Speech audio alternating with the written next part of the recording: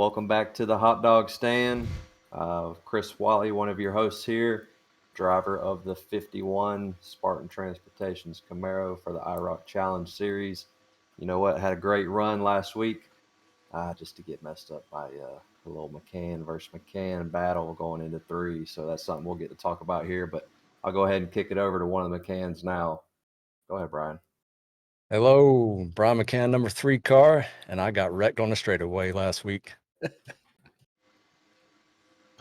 Hey, Brian, this is Neil, number 2. I was the one that benefited from you getting wrecked on the back straightaway. I went from like 6th to 4th. And by the way, also picked up on that Wally where your brother parked him too. So love it. Brian Rick, number 11, Spartan Transportation, back marker all night. And I'm Kyle Pendergraff, your executive producer here. I actually benefited from McCann and Chris, so thank you both.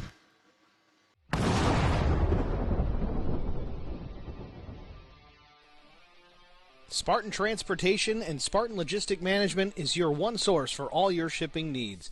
53-foot dry van shipments, auto transport shipments, full-service in-house brokerage, drop lot facilities, just-in-time deliveries to all auto manufacturers, facilities in St. Louis, Missouri, Kansas City, Missouri, and Indianapolis, Indiana. Spartan Logistics LLC, proud sponsor of the IROC series, Kyle Steffens UMP Modified and Silver Crown driver, and Gordy Gundaker, World of Outlaws late model. Visit us at spartan-logistics.net or find us on Facebook. Hey, you're welcome there, buddy. It was all planned just for you. All your hard work. I needed some kind of break. I heard all the strategy going on, so we knew it was coming. I'll tell you what. I sat there and going into 3 right there, right?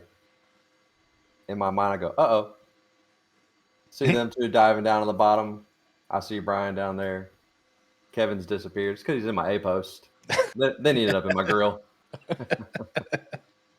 Man, like a lap before that, I got around you, Wally. And I mean, I was probably Chris Wally's biggest cheerleader last week, man. I was stoked that he ran really good and pulling for him. And I see the McCanns over there doing this new move down the back straightaway, and next thing I know, I see his 3-car backwards and 33 going through the grass, and look at my rearview mirror, and the old 33 putting the slide job block on Wally, kind of in his night, but got to follow my buddies home, the 94 Radford with the win, and the Medford brothers, and the 46 got a little wide there at the end, but thank you, definitely, Brian and Kevin, for a couple more positions. What was your strategy, Chris? How'd you you stayed up front most of the night. What'd you have planned there? Yeah, I was looking at it. We have such large fields right now. Hey, Chris Wally's biggest cheerleader What did we have? 41 start. Had 38 start. That's so yeah. I mean, really good. 2 weeks, really 3 weeks in a row. We're averaging over 40 right now, but we will start 40 per race. But that shootout race, I think we had 44. Yeah. And but yeah, so my biggest thing was trying to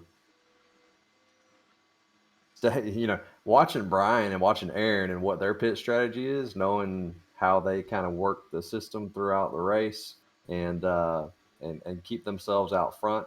I was kind of just piggybacking off that. Honestly, I saw Aaron dip down in the pit road, and so I went down the next lap whenever. You went in by yourself too, didn't you? I did. No? Yeah, I thought you did. Yeah, I did. And damn, I almost went with you. I'm like, because you called it out. We're on the same channel, and I'm like, man, I should just go with him. And right, and was debating during one of the stage cautions of if I want to take tires, if I don't, to try to save some, because I knew somebody would. Chose to take tires so that way I wouldn't get blown by the field with fresh tires on there. Track position was definitely key last week, I thought. 100%. You get from the middle on back, it's like a hornet's nest back there, and so we try to stay away from that. I was back there all night. It wasn't pretty. How about Troy Radford though? Neil, you clicked on it there for a minute. How about his race last week? No, I mean, going back and watching the replays and watching everybody's strategy, and I think a lot of us up front basically all had the same deal, was to get there and stay there.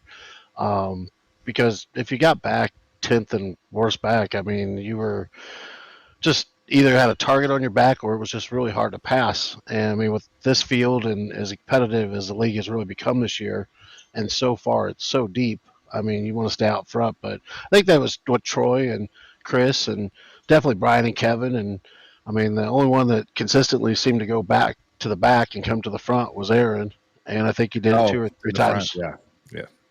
Yeah, you see that yellow car coming. It's like seeing a bee coming in the background, and you're just about to get stung. Dude, he started in the back too, didn't he?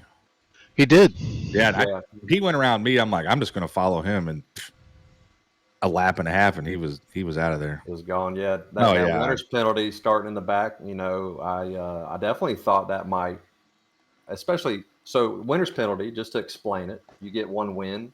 After that first win, you've got an EOL to start the race, and then you're the last one off pit road to start stage 3. So you're essentially the last lead lap car, and definitely thought that with the strength of the field, that Aaron might have some difficulty kind of maneuvering through there. And he went right through it. Yeah, he went right through there. So I think he finished 5th or 6th himself. So yeah. What do you think, Brian? Overall, man, that was a amazing race. You know, upper 30 some cars starting on the field, and we go all those green flags, some pit strategy, green flag pit strategies.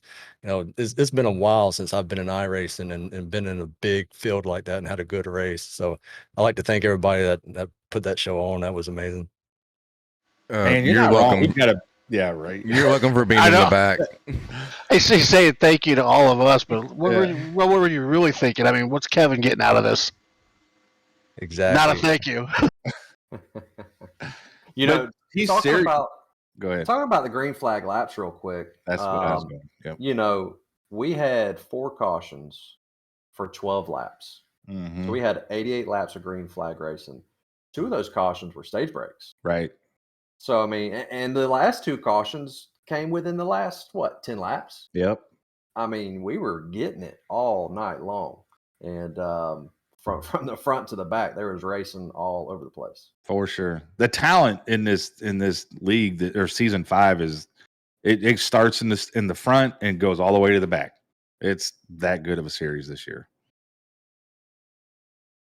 You know, touching back on Troy there, Kyle, what was the stats there for him? What led the last 3 laps? Was that right? I don't know if it was the last 3 laps, but he only led 3 laps total and won the race. All night. Yeah. I want to say it was probably the last 2 laps.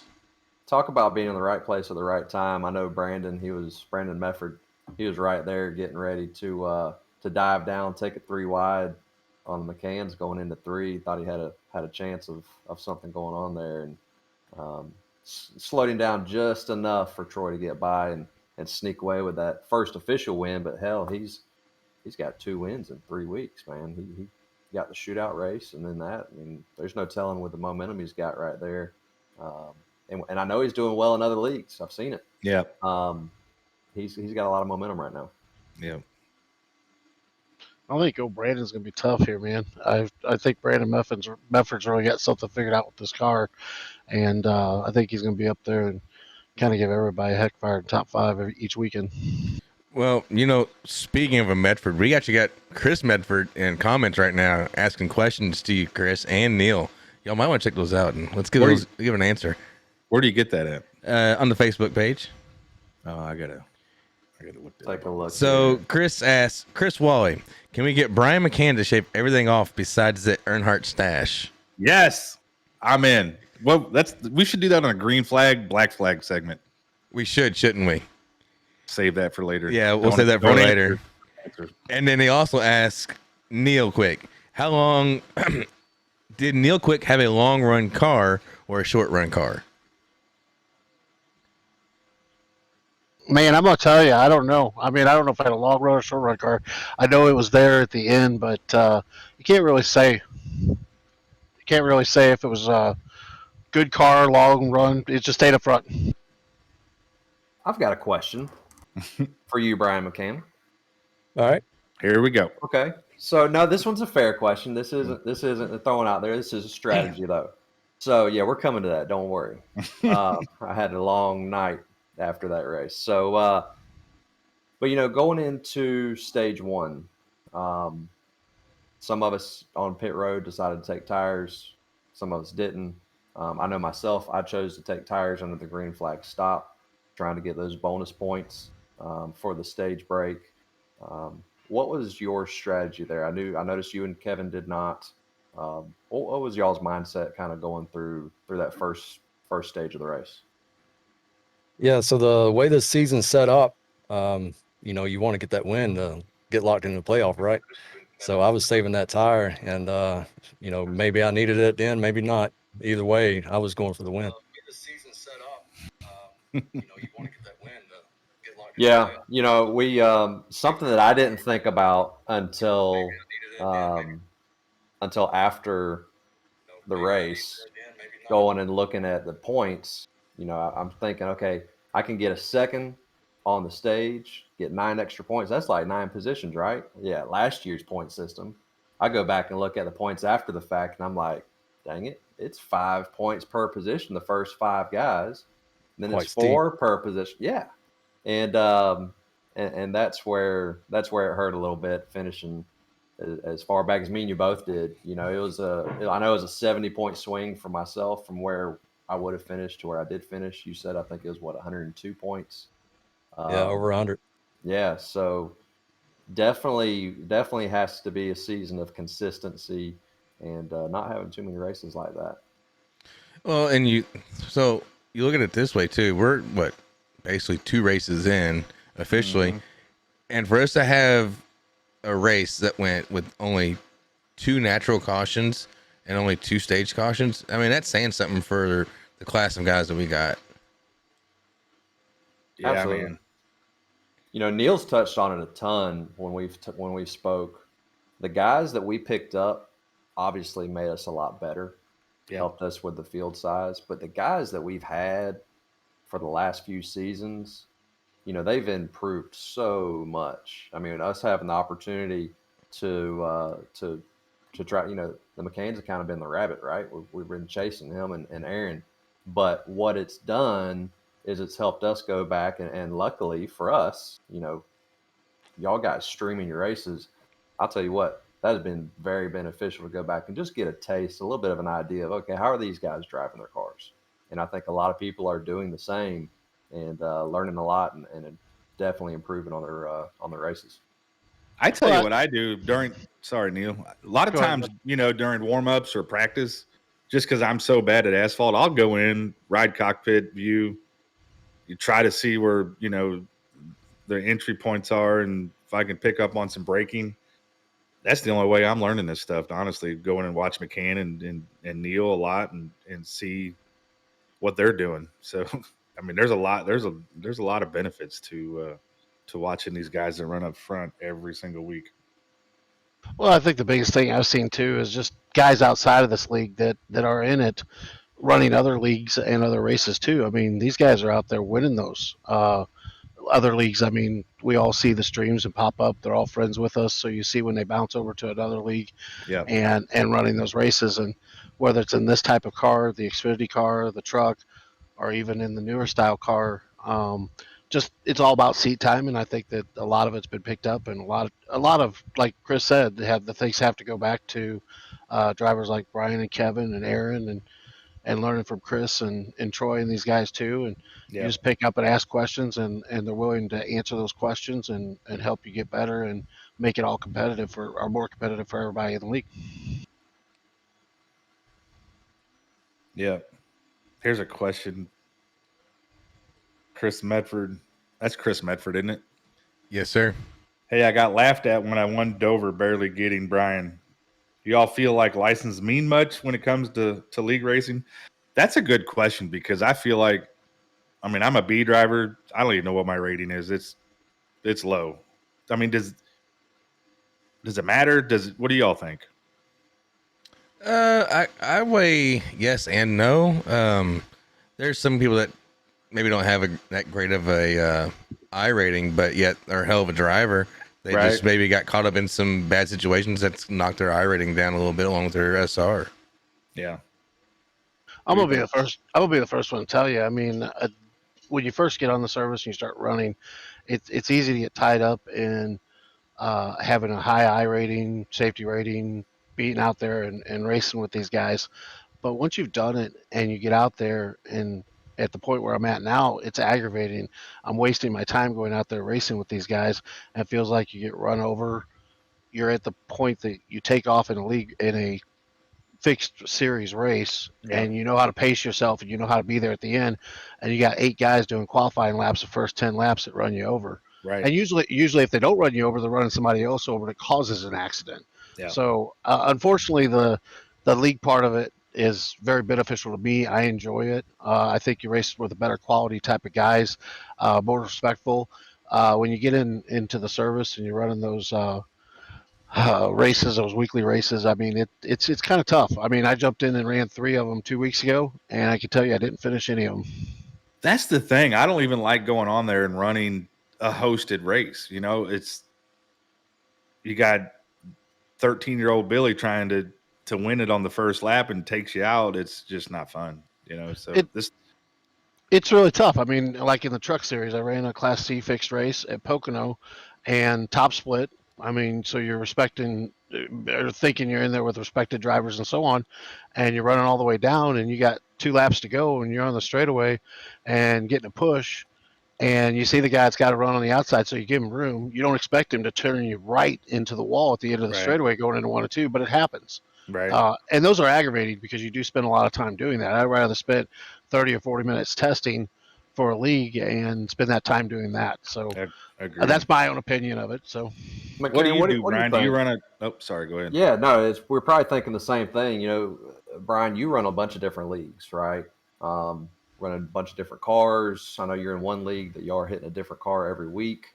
What are you seeing out of guys? I mean, are they all, you know, high level license? Are they all a mixed bag, kind of like what we've got? What's your thoughts? I've seen accounts that look like they're brand new, you know, rookie license and whatever you start off on your SR, you know, they're out there in leagues or hosted and they're fast. So maybe that's not their primary account. I don't know how, you know, it could be that, but you know, the official races, like you were saying, it's so much different than these leagues. In the leagues, you can see the names and you kind of can remember how that person drives. Yeah. And so that carries week to week. But when you join the random race, it's like starting fresh. Yeah, one of the things that I feel like personally, when you look at license and if someone's an A class, a B class, to me, it's just they put in enough seat time to gain those positions, to have some good races put together. I know that you can go from, you know, rookie to B and C fairly quickly if you're running enough races and doing well enough. But to what McCann just said right there, you know, learning different driving styles and what guys around you are going to do. Because let's face it, we all, for the most part, we're all racing the same guys week to week. You know, whether you're the front, the middle, or the back, like you find yourself around the same guys. I tell Neil all the time, me and Cook, I'll tell you what, Cook Quick, we are glued every single week. We find a way to be around each other. Had a couple incidents last year, you know, where I know at Phoenix I overdrove a little bit one time and got into him and messed his race up, unfortunately. But you know, you find yourself racing hard around guys that you are familiar with and that you trust when you're in one of these leagues, and it definitely helps me personally be able to push the edge a little bit more because you kind of have an idea of what the next guy's going to do. Right. You're not afraid to run in there beside them or low or whatever, and you're pretty confident of how they're gonna react when you're there. So, let's continue on the IROC, the rating. But somebody just getting started and they want to boost their I rating. What are your guys' suggestions to do that? Run a lot of hosted races. What do you run? Well, I mean, host races you don't gain nothing off of. My recommendation is get in there. Don't burn yourself out. That's what I did. I burned myself out real fast, and but really just get in there and try to, you know, run a clean race. Don't get in there and be aggressive. I think aggressive just gets you in more trouble than anything. Yeah. You know, Well, you ain't got to win every race. Yeah, true. I think a lot of it has to do too, as you're graduating through to the different licenses, that the different cars you're running, you kind of get a feel, and it's kind of neat to study that car or be in that car. I know the Xfinity car drives different than the truck, but I mean, from the starting out from the word go, I mean, I think we've all been there running the legends at South Boston. Some of those races, we probably don't wish we were there, but starting out those type cars and graduating all the way up on pavement, it's kind of fun thing. But again, with iRacing, what's really neat is, I mean, dirt's a big part of this too. You can go out and run dirt oval stuff, and there's a lot to be learned from dirt that can carry back over to pavement too, and vice Absolutely. versa. Absolutely. I'll tell you Yeah, something. running dirt makes you it. You bring your dirt talent over to asphalt, it definitely speeds it up a little bit. Even though I'm still bad at asphalt, but it gets you a lot more car control. So let me ask this: Neil, Kyle, Brian McCain, y'all have all ran a pretty good amount of road course races as well. How do y'all feel that kind of carries over, being able to sling the car around, understanding brake points, understanding throttle control, getting off, and being able to have that thing underneath you still? Well, as far as slinging it around, this car doesn't really offer that as much as it did with the old car. But I do feel like, well, granted, we're running the B car now, but even with, the new next gen car, the car feels so stable compared to last year that you almost get too overconfident, I feel, and you feel like it's going to race like, an IMSA car or something. So there is some carryover as far as talent and skill and ability, but that's night and day. So road racing with these stock cars is not ideal. Yeah. See, and I feel the total opposite of the Kyle. I mean, I really like running the truck and the Xfinity car and the older cars on the road courses. The next gen car, I still got a ways to go with it. I ran a race last night, a league that Brian and Kevin got me involved with, and I know it was one that, just like Kyle says, it gives you a confidence factor wanting to run it hard all the time. And was running an oval, Texas, and I wanted to do a multiple stop strategy instead of a one stop deal. I wanted to do two stops, so I ran it wide open, and it didn't work out for me. But it's easy to heat it up, burn it up, but overconfidence in that car is easy to happen. I think it drives good on the road courses too now. But I do like driving the stock cars on the road courses. I don't care whether it's Road America, Sears Point, whatever it is. But my own opinion, I like driving stock cars on road courses. Brian Yeah, man, I like McCann. it too. Yeah, I love road courses and stock cars. From my perspective, I think, on an oval, around the one lap, you only have two turns, right? So you got your entry, center, exit. Well, on a road course, you have that multiple times per lap. So if you can, that gives you a quicker opportunity to learn how the car is driving and how each one of those parts of the turns you need to accomplish, especially different braking zones, gas, and whatever on road course. That sort of carries over into your oval, whereas on oval, you just kind of have to be more fine-tuned to doing those three things over a longer, drawn-out turn. Repetitive, more. Yeah. Consistency is key. Right. So I don't want to go too far off topic here, but I was just showing a question, and I want to cover it real quick because it's kind of been in the talks now for a couple seasons. So we got Nicholas Smith here in the chat says, have you guys ever thought about a development part for the league? Chris, I'll let you cover this one. This is your baby. So I just saw that myself and was just about to bring that up.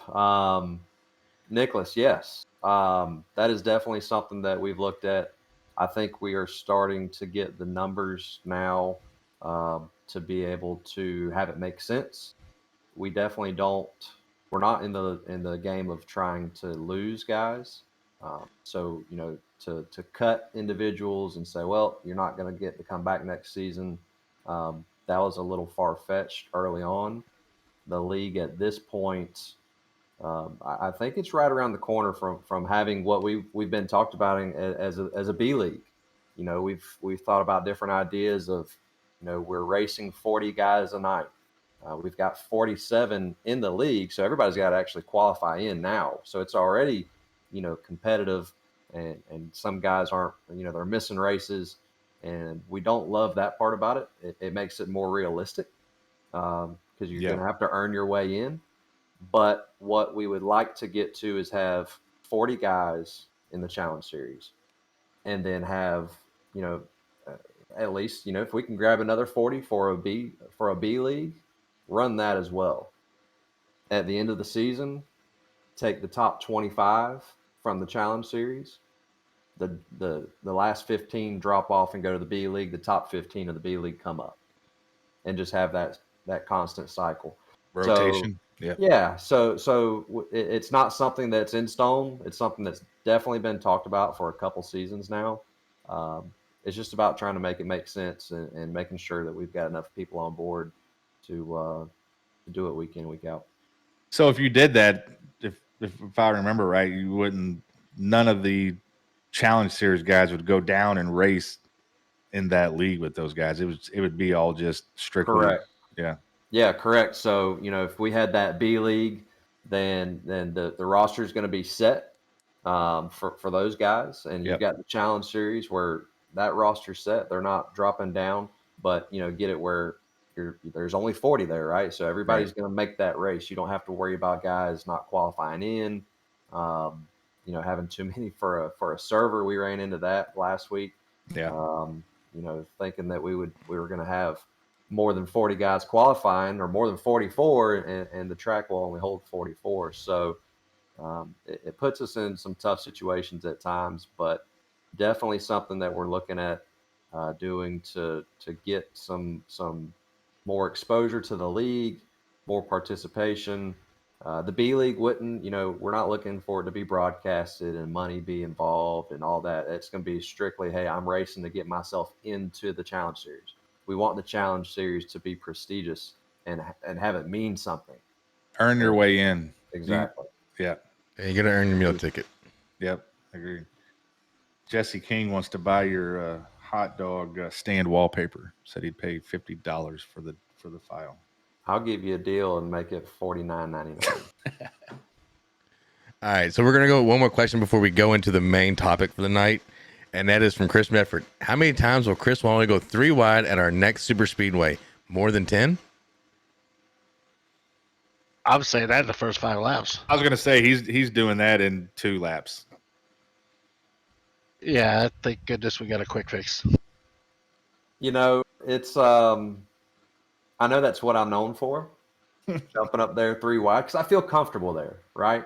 I know that high, wide, and handsome. Exactly. Thank you. That wall's not moving, but it's just like being on the bottom. That line's not moving either. So the middle is tough. But knowing that guys are turning left, I personally feel like someone is more liable to turn down into somebody than to come up into me. Now, the problem is when they do turn down, now both of them are coming up, right? You got nowhere to go. And fast. You're right. And if you can get a few guys up there, it'll move. It'll move. But, the last 2 races at Daytona, though, to answer Mefford's question there, I didn't really go 3 wide much. I mean, the field was so large that thing was like a snake, man. It was. It definitely was. Got stuck back there in that hornet's nest I was talking about, and guys are moving all over the place. I was like, I'm going to hang out right here to see what happens. R&R Racewear, your source to all custom racewear apparel needs, and home to iRacing apparel. Check it out today at rnrracewear.com.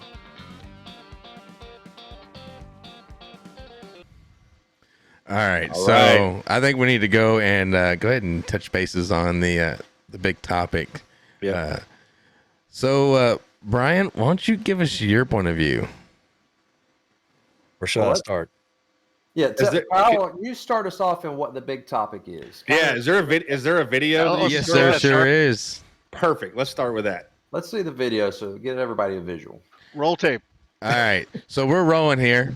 So we've got McCann versus McCann side by side through looks like 1 and 2 coming out the back here, and they're side by side. Brian's just edging out Kevin, And from my opinion, it looks like just Kevin decided to turn right. I don't know. I wasn't him, but it really appears that way. And then, of course, he collects Chris in the process. I don't want to speak too much for him, but he told me right when it happened, he was trying to get my side draft and just, got too close. And one thing about these cars, in the Cup cars, you could kind of touch going down the straightaway. In these Xfinity cars, they're like open wheel cars almost. It's like they don't have them modeled right. So when he touched me, it pulled him into me and popped his front end up. So you just can't really do it on the straightaway. And he just didn't. He got too close. You were smiling the whole time. So what happened? Did you all have a discussion? Did he stop by the house with a present and apologize? Tell me what happened. Nah, he's afraid. I ain't seen him in person. Yeah. So there's no parking lot meeting? Nah, that was his words on the screen. Here it is. Retaliation.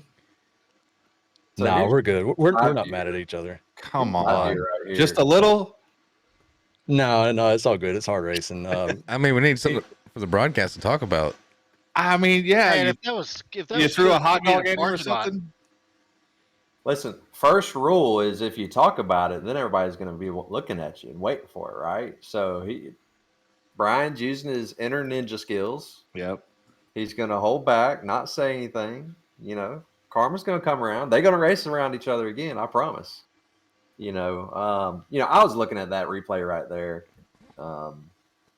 Brian's 100% on point with these cars, in my opinion. I've seen it the last 3 races. If cars get too close together, they must look like they wheel hop, right? Yeah. And when they really shouldn't. So that was a situation. I know Kevin told me that, you see in the replay, Brandon Medford dives low, right going into 3. He was going to try to make a move. And Kevin was looking in his mirror at the same time, and him and Brian just came together. I mean, I was frustrated. Even after the race, I'm like, man, why did he come up the track? But then when I go back and look at the replay, he's not in the gas. He's the car's about to spin out, turning left, so he brings it back right to get it straight. Well, right at the same time, it transitions from that grass to that asphalt. And when it did, his nose popped up in the air. And when the front tires are off the ground, you're not turning. So right there, you see in my replay there, I mean, I just never really saw him coming. I knew when he went low, in the back of my mind, I'm like, okay, Kevin's going to be able to slow this thing down enough and keep it low. So I went higher than what I normally would have and even slowed down a little bit, hoping he'd come across and clear when had I just followed Neil right down there and ran my normal line, I'd have probably missed him by a fender.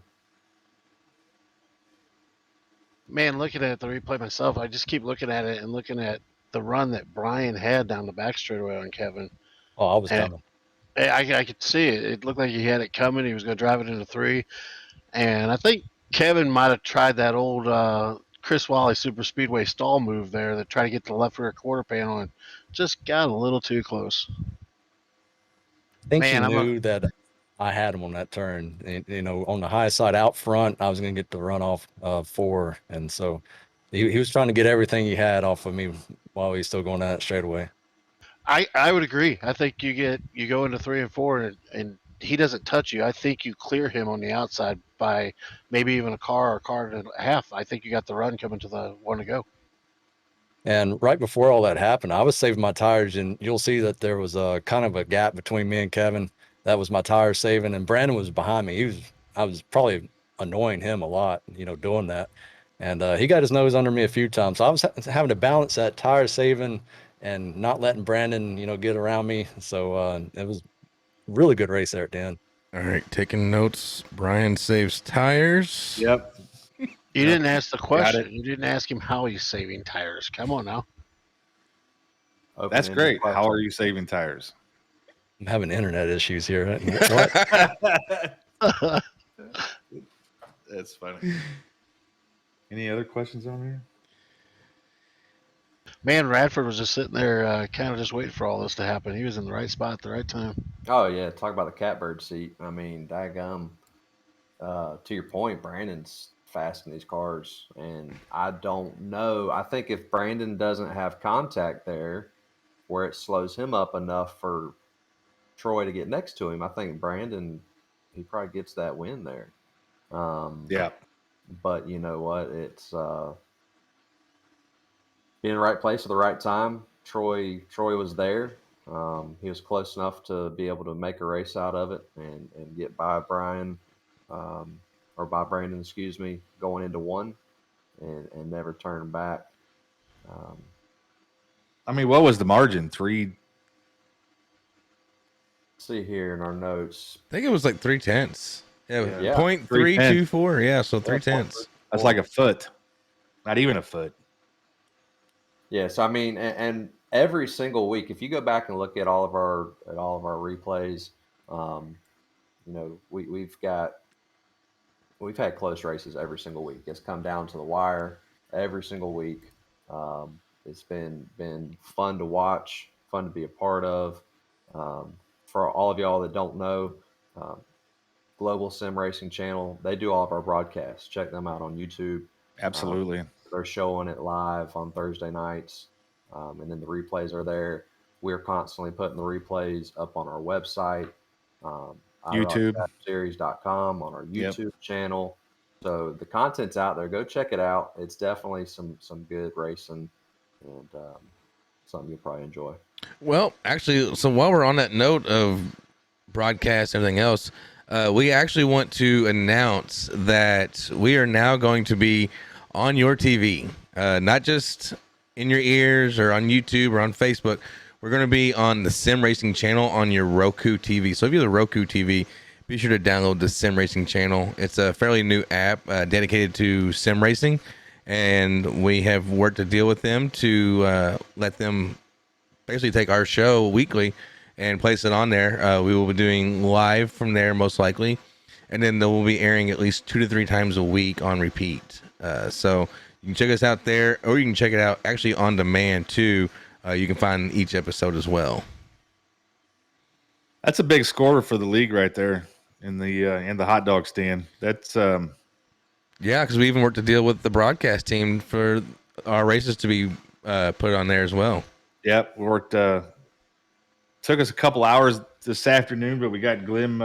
We got a meeting to go in with Global Sim Racing and the Sim Racing channel, and they have agreed that they're gonna follow us over to the Sim Racing channel, and it's all this stuff's gonna, like Kyle said, can be right on your TV. It's that's a big score for this podcast and this league. Yeah, I want to give a big shout out to Stan. I appreciate you working with us. Absolutely. Yeah, Joe over at Global Sim, he was all about it. So it's a big deal. It'd be good for everybody all the way around. Yeah. You know, all the parties involved. I think it's gonna be exciting. It's gonna be exciting for our drivers, right? Oh, Everybody for sure. wants to be a part of a broadcast. Now you're gonna be on a TV channel. Like, yeah. Okay, that's cool. Yeah, it is cool. Yeah, I keep making a joke. I'm going to get me a makeup artist and an agent. There you go. I think the biggest thing I see that might be coming out of this deal, of course, is the addition to the sponsors that are be jumping on board, and the drivers are going to get opportunities too. I think that's going to be a big deal too. So, guys that are going to get a little bit of notoriety. I mean, you got the McCanns and the Meffords and Smiths, and I mean it's kind of like the Hatfield McCoys in my eyes, but we're going to have to clean that up. For sure. You know, there's a few of us now. I know I just started streaming my races. Brian McCann helped me out a lot with that. I think that we ought to push trying to get a lot more of our drivers to link up with the broadcast company and have a live feed into their racing and put a face with that driver name, especially now that we're gonna be on the big screen. Well, I think it's cool to put that face with that name, and I'll be really honest. I mean, I'm kind of a super nerd when I come to seeing everybody's rigs and what they're using and all that stuff. So, same. I was going to ask that question tonight. Chris Wally's biggest cheerleader last week, man. I was got a new set of pedals. Really good. I think they're pretty cool. What do you guys normally? What do you like? What do you run? As far as actual rig setup itself, you mean? Yeah, So you know what they're your using pedals and and all that wheel stuff, and so- stuff. Oh, same. So I've got the Sim Experience Pro V2 wheel, direct drive, and then Sim Coach hydraulic pedals, and then I've got it all on a very sturdy next level rig, and then I've got a wind sim that I run with it as well. I've got a Thrustmaster shifter and an Amazon cheap handbrake. And what they're What do you use using the and all that handbrake stuff. for? So Oh, same. I was doing some rally there for a while, And and kinda an laid off on it. Amazon Right on. cheap handbrake. Cool. and How what about they're using. you, Neil? Yeah, I'm kind of the Fanatec fanboy over here. I got like a Club Sport CSW 2.5 wheelbase with the BMW wheel. Nice. Rolling with the Club Sport pedals, and then my rig is an Obudo triple screen, 4 monitor actually adjusted, but pretty simple and easy, but works for me, and I'm just like everybody else. Once you get it set up and you get used to it, you're afraid to change anything. Man, that was the thing with me. I got these. I'm a Fanatec guy too. I got a DD2 wheel MPI or the direct drive and the MPI wheel, and I had the Fanatec pedals to go with it. But I wanted next level pedals. So I searched around and come across the SimForge. SimForge makes a real nice pedal. I wish I could. I'll send a picture next time. But anyway, I like those. That's just something I use. I don't know. How Brian? about you, McCann? Yeah, we want to know Let's hear all them dirty little secrets you got in that room. Everybody start recording. I got the Fanatec set up just like Neil. A little bit different though. The CSL DD V3 pedals and the H pattern shifter.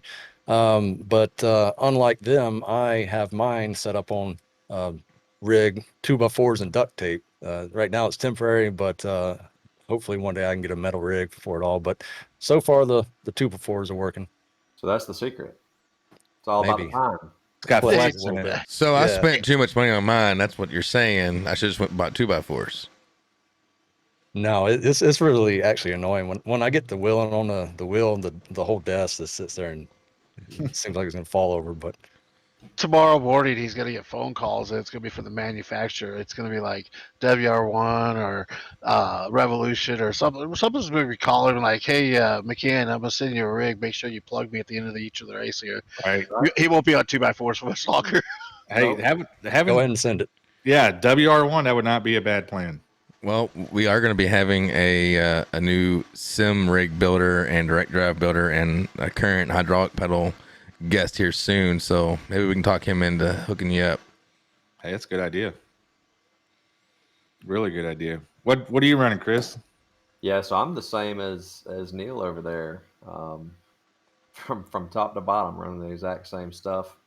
Actually got my rig and PC set up by an old member of ours, Colt Cecil.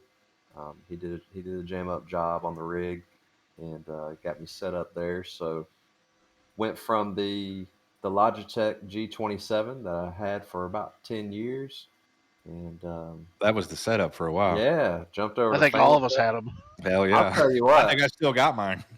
I think I slowed down when I left it. And, Aaron Smith swears that's what the heck he's running on week in and week out. And he might be, but my God, like that thing's. What's up with all you Fanatec boys? We don't have all that big money over there, man. I don't know about big money. Come on. Hydraulic pedals. I got those on a deal. Every week? Do what? You got to top it off with fluid every week, or how's that work? No, thank goodness I don't. Bleed it down. Listen, you can't hide money. Look at that fancy background. I mean, come on. That's just software. Come on. Expensive, He's got more in his pedal than we got in our rigs. right? Well, my pedals and my wheelbase with the wheel cost about the same. So yeah, I got quite a bit in it. Way more than I should have spent. Ouch. Brian could have got a couple 2x4s. See, 2x4s. That's what happens when you buy American made, though. Got a point. I'm gonna change my answer. Maybe unless I'm seeing if my wife is watching. So I have just basic stuff, hand controller. Just run of the mill. You heard her coming down the hallway. Yeah. His name was being yelled out. Yeah. She's checking credit card statements right now. No doubt. No joke though, and we all know this. We got to give a big shout out to the wives. No doubt. We all know that we spend way too much damn time on these things. From the guy who spends the most to the guy who spends the least amount of time, it's still too much. And salute to all the wives out there. Let us go out and play the boys. We don't see you much, Wally. You know what? It's tough around here sometimes, but we do what we can. I'm too busy making paint schemes, man. You got to make 47 paint schemes, and that does keep you busy. We need to have our good.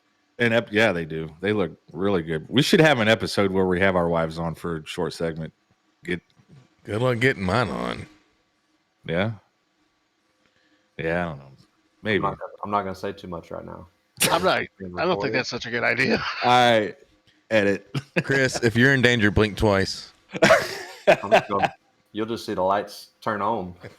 You see me go like Roadrunner getting out of there. All right, so we're getting a little shorter on time here, so we're gonna jump to a segment that we've got similar to spot on, spot off, but we're calling it green flag, black flag, and it's gonna be the four of you all giving your all's opinion here. We've got two questions right now. We're gonna start off with. First one is call out pit stops. Green flag or black flag, guys? Start with you, Chris. Yeah, so I'm going to say green flag just for the fact that, you know what, there are situations where you're in a pack and dudes need to know. Now, if you're out there by yourself and it doesn't matter if you call it out or not, then by all means, pull down in there.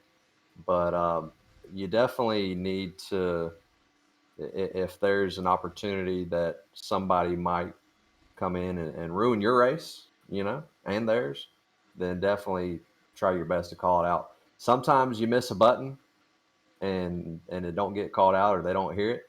We're not going to mention any names, but things happen. I can't even point to him. Is that pointing at him? Everybody's all mixed around. I knew this was coming up this week. I'm going to give. Go ahead. You first. I'm going to just go straight to this point. I mean, I know this is being straight directed towards me. I called it out and I was yelling it, but I hit the wrong button. I turned the car off. I didn't hit the mic button. So I did hurt myself by doing this, but I'm going to say green flag on this deal. I've been in that situation. I wanted to be called out. If somebody's on your ass, you're going to want somebody to call out the pit stop. And I didn't do it intentional this week. It went from bad to worse on that car shutting off. Well, the problem with it is I didn't realize I changed the button, so I'm searching around trying to figure out why it shut off. I thought I blew it up on entry or something to pit road, and yeah, I was kind of in a panic mode. And in the meantime, I'm getting my butt chewed out across the radio. Yeah, you did get a pretty good butt chewing on that one. Yeah, I mean, it's expected. I mean, when it's coming from a Medford, and I mean, shoot, I mean, the podcast named after a Medford here. What do you say, McCann? Don't like it. Have to give it a black flag. So as a driver, this is how I'm looking at it. As a driver, if I have to call it out, I'm giving away my strategy. There's a point of no return to where I can use that to my advantage. Absolutely. If I'm behind a driver, I can hit the point of no return. He can't. I get that. I'm in the pits. He's not. So that's why I don't like it. So you're telling me when I'm behind you and I'm pushing you through 3 and 4 and you're not calling out that you're pitting, and I turn you and your ass backwards through the trioval, you're not going to be saying anything about that? No. I know that I'm not calling it, so I'm going to get out of the racing line. You're going to position yourself to safely, right. But I'm going to do it in a way to where it's like at the last moment. I'm going to jerk it left, still on the gas, but then hit that point of no return to where you can't, but I can. Yep. So I can see that. I can agree with that part. I'm the same way. I'm black flag on this. To me, I understand the green flag part of that, but there's a lot of strategy that could be used with that. Just like he said. I mean, he described it perfectly. And I'm not saying I'm great at it, but I just would not soon give out that I'm coming to pit road, and just to maybe gain an advantage. Well, it's even like Chris brought up was the fact you're 6 seconds out in the lead, and you've got a different strategy going on, and they're still wanting you to call it out. I don't see having to call that point out. The only thing going green flag, in my opinion, is being in a pack or when guys are racing that way, or you're trying to get to where you are, not to create an error and ruin everybody else's race too, along with yourself. Yeah. If it's situational and everybody's within like those last 3 laps of you're going to have to pit or you're running out of gas, that's when it makes sense. If you're out there, and Brian, you've done a dang good job. I've seen it myself, of making sure that, hey, if you're going to pit, because you and Kevin are typically on the same cycle there, y'all find a way to get yourselves away from the pack. Position. I mean, they do it just right every time. Right. And I mean, even if y'all are having to drop back so that way y'all can dive in, to your point, that point of no return, everybody else passes it and y'all are diving in. So yeah, I'm definitely, it's situational. Yeah. If you don't have to call it, it's dumb too. But if there's somebody on my butt, I might need to let them know, because I'm not the best at coming in. Me neither. There's a lot of people make up a lot of positions and are really good at those pit stops, and I'm not one of them. What are you, Kyle? I'm actually green flag. Okay, so super speedways, I'm green flag. Now, any other track, I don't care whether you call it out or not. Chances are I'm not going to be close to you anyways when it comes time for you to pit, so it's not going to make a difference. So, super speedways, I'm green flag. Any other track, I'm black flag. Yeah. What's the league rule? Do we have one?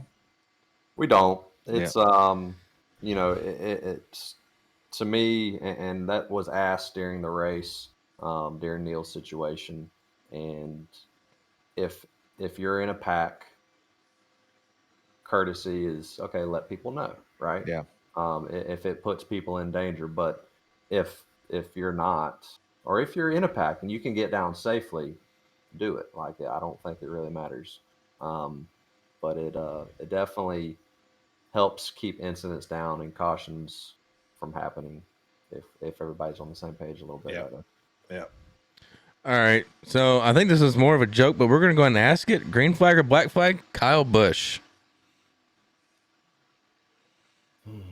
I think we all see the humor in this one. You know what? Black flag? Is that what you said? Why? Oh, yep. Wait a minute. Early Kyle Busch, current Kyle Busch. It doesn't specify, so we'll go with early. Go ahead. I don't care. All the way around is black flag. The dude's so talented, it's unreal, but his freaking attitude, man. That's what gets me. Yeah. Yes. I mean, you guys have all seen what he's done. I mean, remember when he junked Hornaday? And I mean, how many times did he junk the 5 car coming up for Hendrick over stupid stuff? Yeah, and his attitude's never good. I think that's a lot of problem with him having any positivity and winning lately and putting anything together. I mean, everything he's in is junk from week to week. That's all you ever hear. Yeah. I'm green flag is, I think, I like what he does with his son, that whole racing thing. So I'm green flag on that. I'm a hard black flag on his attitude and not. I mean, the guy's got more talent than most of the people in the Cup Series right now, and McCann's included. I mean, I think that's why he's struggling to find a sponsor. I don't think Joe Gibbs is going to find the right sponsor for him, and so I guess is Spartan lining up like $15 million a year to sponsor? Oh hell yeah, man! You know it. Green flag. No. The best Kyle Busch I saw, the Kyle Busch that I enjoyed watching, was the year he broke his leg. Yeah. Because when he came back, 17. He kept his mouth shut, his head down. He went to work. It was a great story, right? And he had something to prove. And now and you can see Kyle the last couple of weeks in the interviews kind of taking a step back finally. I heard somebody talking about it. I want to say it was Denny Hamlin on Door Bumper Clear that, the times have changed. The money's I watched that. Yeah. And, a lot of guys kind of expect to make the same money that they're just not going to make right now. Maybe in that new TV deal when it comes out, it'll get better for him. Does he sign with Joe Gibbs? Resign? That's the true question. Green flag, black flag. I'm going green flag. I'm black flag. Yeah, I'm Black flag. Black flag. Joe Gibbs has got Ty Gibbs top 10 this weekend in the 45 car. Absolutely. I can pay that guy half as much as I'm going to pay for Kyle Busch, and I can get a sponsor for him. See you, Kyle. Yeah. Yep. The way I see it is I think Busch will go to SHR. I think he'll take over for Cole. Yep. I agree. That's what I was going to say. I think Cole's gone this year. Almirola I think is going to stick around, so he can't get the 10 car for sure. He's gone. But the 41, I think, is going to be Kyle Busch's. What do you think, McCann? I haven't been keeping up with it. He says Dale Earnhardt. There you go. Nicholas Smith says, I think Kyle Busch would do better on a different team, maybe RCR. I agree with that. I completely agree with that. I think if he goes to Stewart-Haas, he does really well. All right. Here, let's get Brian McCann fired up on this. Let's put him in the 3 car at RCR. Yeah. Doing it for Dale. Yeah. What are you thinking now, green flag or black flag?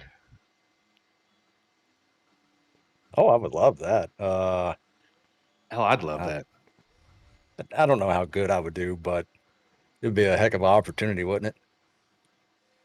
Yeah, I think there's a lot of things that you're going to see that's going to happen here in the next, I would say 30 to 45 days, and it could be shocking to all of us. So. Yep, agreed. Yeah.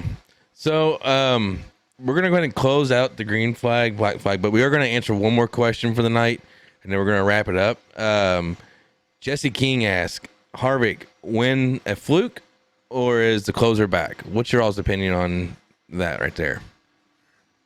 Most dangerous guy going into the playoffs. 100%. That guy is a clutch race car driver. Always has been. He was going to make the playoffs and a championship contender every year. Car's been getting faster each week, and he's gained momentum. And I'm going to tell you guys are going to have to look out for him. 100%. Chase Elliott. Yep. And two, it's the headspace a lot, right? We just talked about Kyle Busch, and he's had a few incidents that weren't his fault exactly, but Harvick has been in a headspace of out to prove himself a little bit because of probably what some have said. Yep. And I think he's going to carry that the rest of the way. Now, do they have the consistency to win the whole thing? I don't know. I'm not putting all my chips on the table for him to win it, but he's definitely going to make some more headlines. Yeah. Who have you seen that's got the consistency to be that person besides the 11 car? The 1 car. If they won't wreck him out, I think he's pretty dang fast, man. Yeah, he's definitely a superstar right now. Yep. I think. And I must say I'm a big fan of the 1 car, so I'm sure the hate mail will start flying in now. Yeah, and Neil, you helped me get this opportunity. I had an opportunity last year to go up to Ganassi, which is now Trackhouse. Got a chance to meet Brian McCann while I was up there. That was the first time we got to meet face to face there. And the guys that they have, man, I mean, they just get after it. I mean, that whole shop in there is top tier. Seeing the way Justin Marks is running the ship, the help he's brought in to just continue to make them better. That the pit crew there, it's that pit crew for that 1 car is freaking legit. I think that they have all the pieces that they need to make this thing happen again if he doesn't get wrecked out to where he can't win it. Yeah, definitely. In my opinion, I think that anybody that's ever benefited for anything that NASCAR did this year was switching to the new car. It really has opened the eyes to the Trackhouse guys. That team and that situation, even the '99 has been strong. But I agree with you right now. I mean, Justin Marks is somebody that's been very, very good for the sport and can grow from a lot of things that are happening over there. Yeah, definitely. The new car leveled the playing field. It's a brand new game.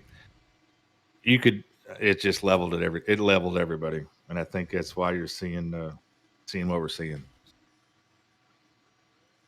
Well, it's just you got to look at it going into playoffs. You got what do we have now? We have 16 winners going in. I think so. We're at 15 right now. 15. So on the cutoff is Truex and Blaney because they do not have a win. Yep. You're taking those two drivers that have possibly not making the playoffs. That's huge. That is big. And so to kind of change gears here, speaking of the playoffs, we are going to start our own fantasy draft pick. Not really so much fantasy, but weekly picks, starting the first not league race, playoff race. So we'll all start fresh with a handful of drivers, and we'll make our picks weekly. But one last thing before we close this out, Chris, why don't you go ahead and tell us about this upcoming race on Thursday, where we're at, and what will all be going on? Yeah, absolutely. So running Thursday night, race 3 of season 5. We're going to be at Charlotte Motor Speedway for 100 laps.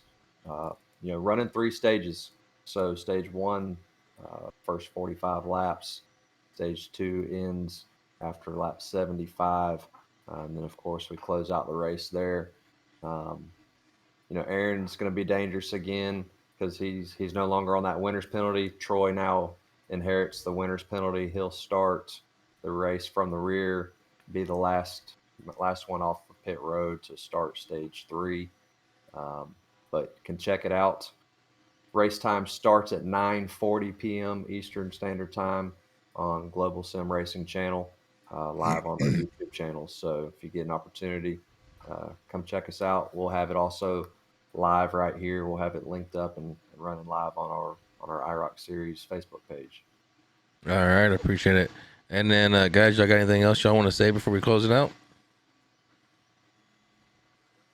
No, great week. I hope everybody has a good week this upcoming week. Can't wait to race with you guys on Thursday night. Give everybody something to talk about. Yeah, kind of same thing. Everybody, good luck on Thursday night, and looking forward to seeing everybody out there. Ken, you got anything? 40 cars on Charlotte. Let's see it. Yeah, let's do it. That'll be fun. Oh, yeah. All right. Well, with that being said, be sure you can find us on not only on YouTube, Facebook, see here, Amazon Prime or Amazon Podcast, Google Podcast, and Apple Podcast. And now you'll be able to find us on the Sim Racing channel on your Roku device. Be sure to check us out on all those platforms if you got them. We greatly appreciate it. Be sure to subscribe, follow, like, review, give us the best rating you can. Even if you don't like us, just give us a 5-star. We'd really appreciate it. With that being said, I appreciate everybody. Guys, y'all have a good night. We're out. See ya. Are you looking for the next sim rig upgrade? Or maybe your man cave needs a little more style? Or is your wife wanting to redecorate your home? Well, we here at Supreme 3D Printing have you covered. We create and print tons of different and useful items that is sure to fit everyone's style and budget. Check us out on Etsy at etsy.com/shop/Supreme 3D Printing. If you don't see what you're needing, then feel free to contact us for your needed item. See you guys.